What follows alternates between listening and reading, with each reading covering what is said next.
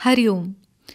ज्यांच्या केवळ स्मरणाने सुद्धा महान पुण्य पदरी पडतं अशा माऊलींच्या परमपवित्र ज्ञानेश्वरीतला 8व्या अध्यायावरती आज आपण चिंतन करू. या अध्यायाच्या सुरुवातीला अर्जुनाने भगवंताला 3 प्रश्न विचारले. ब्रह्म म्हणजे काय, कर्म म्हणजे काय आणि अध्यात्म म्हणजे काय. या आणि अशा आणखी काही प्रश्नांची उत्तरं देताना भगवंत बोलू लागतात की जे निरतिशय अविनाशी तत्व आहे तेच ब्रह्म आहे, जे सदा सर्व काळी आहे, जे चित म्हणजे ज्ञानमय आहे, कायम आनंद स्वरूप आहे, असं सत चित आनंद स्वरूप हेच ब्रह्म आहे. या ब्रह्माची जी सहजावस्था आहे त्याला अध्यात्म म्हणतात. अगदी सोप्या शब्दात सांगायचं तर डोळे ज्याच्या सत्तेने पाहतात, कान ज्याच्या सत्तेने ऐकतात किंवा एकूण देहातील सर्व इंद्रिय ज्याच्या सत्तेमुळं कार्यरत होतात त्याला आत्मा म्हणतात. त्याचा अभ्यास म्हणजे अध्यात्म. हा आत्मा मायेच्या प्रभावामुळं अहंकाराला बळी गेल्याने जीवदशेला पात्र झाला, म्हणून जीव आणि शिव यांच्यातला भेद समजणं, अनुभवणं म्हणजे अध्यात्म. या मायेच्या प्रभावाने ज्या क्रिया घडतात त्याला कर्म म्हणावं. जीवाशिवाची ताटातूट अहंकारामुळे किंवा मायेमुळे झाली आहे. ज्याचा अहंभाव गेला त्याला आत्मपुरुषाची अनुभूती येणारच.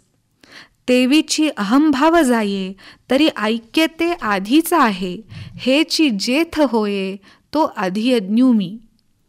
शिव देहामध्ये आधीच विराजमान आहे, पण अहंभाव गेल्यावरच हे ऐक्य प्रचितीला येतं आणि असं होण्याच्या प्रक्रियेला अधियज्ञ असं म्हटलं जातं. हे सर्व आत्म्याचे श्रेष्ठत्व जीवशिवाचं ऐक्य ऐकताना अर्जुनाचे अष्टसात्विक भाव जागे झाले. भाव विभोर झाल्यामुळं तो तल्लीन झाला. असा गुणी श्रोता लाभल्यामुळं आनंदाने भगवंतांनी आणखी काही ज्ञानाच्या गोष्टी त्याला सांगितल्या. भगवंत म्हणतात की ज्ञानाने मायेचं स्वरूप ओळखल्यावर अहंकार निर्माण करणाऱ्या ज्ञानामध्ये सुद्धा अडकायचं नसतं. ज्या ज्ञानाने माया ओळखली त्याचा वृथा भार जर माथी वागवत बसलात तर पुन्हा त्यातूनही अहंकाराची निर्मिती होती आणि पुन्हा मूळ पदावर येऊन पोचावं लागतं. म्हणून साधकांनी इथंही सावधानता राखली पाहिजे. म्हणून अखंड सावधानता हा परमार्थाचा पाया आहे, हे श्री समर्थांनी सुद्धा सावधपण सर्वाविषयी असं सांगताना म्हटलंय. भगवंत म्हणतात मायेचं स्वरूप ओळखत ओळखत मला जाणण्याचा जे प्रयत्न करतात आणि मला जाणत असताना जे देहत्याग करतात ते मला येऊन मिळतात.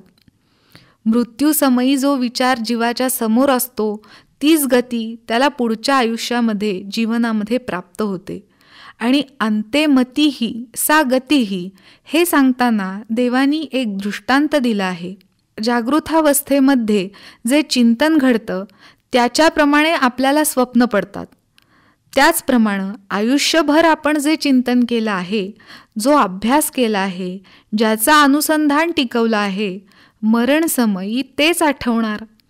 आयुष्यभर फक्त विषयासक्तीनी पैसा पैसा करत जीवन व्यतीत केलं तर अंतकाळी सुद्धा परमेश्वर आठवणारच नाही. म्हणून मनासहित सर्व इंद्रियांनी भगवंताचंच स्मरण, त्याच्या नामाचं चिंतन केलं तर या चिंतनाने सातत्याने दृढध्यास केला तर देहाचा एवढा विसर पडेल की देह आहे किंवा नाही हे कळणार सुद्धा नाही. अशा साधकाला मग देहत्यागाचं किंवा मरणाचं भय आपोआपच उरणार नाही. रामकृष्ण हरी.